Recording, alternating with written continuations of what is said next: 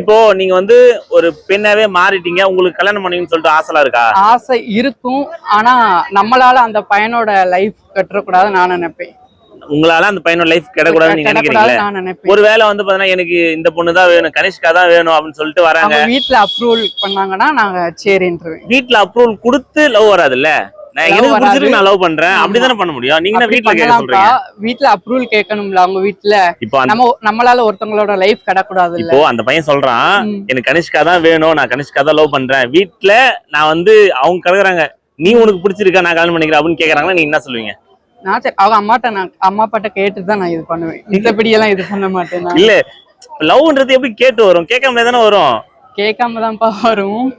நான் என்ன சொல்றேன்னா, நான் சொன்னதுதான் சொல்றேன். நம்மளால லைஃப் கிடக்கூடாது, ஒருத்தவங்களோட லைஃப் கிடக்கூடாது.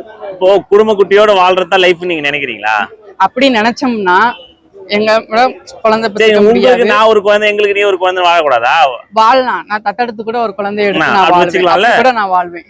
நீங்க அப்படி ஒருத்தர் வந்து உங்களுக்கு ப்ரொபோஸ் பண்ணாங்களா, நீங்க ஒத்துப்பீங்களா மாட்டீங்களா? அக்செப்ட் பண்ணுவேன். அக்செப்ட் பண்ணி கல்யாணம் வாழுங்க. இது வரைக்கும் யாராவது ப்ரொபோஸ் பண்ணிருக்காங்களா? நிறைய பேர் ப்ரொபோஸ் பண்ணிருக்காங்க.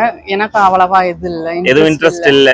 சரி, ஆனா வாழணும்னு ஆசை இருக்கு. கல்யாணம் பண்ணீங்க ஆசைலாம் இருக்கும். ஆசைலாம் இருக்கும். லேடிஸ்க்கு என்னென்ன ஆசை இருக்கோ அதான் எங்களுக்கும் இருக்கும். ஓகேங்க, உங்களுடைய பொன்னான நேரத்தை எங்க யூடியூப் சேனலுக்காக பகிர்ந்ததுக்கு உங்களோட கருத்துக்களை மிக்க நன்றி. தேங்க்யூ. Thank you so much.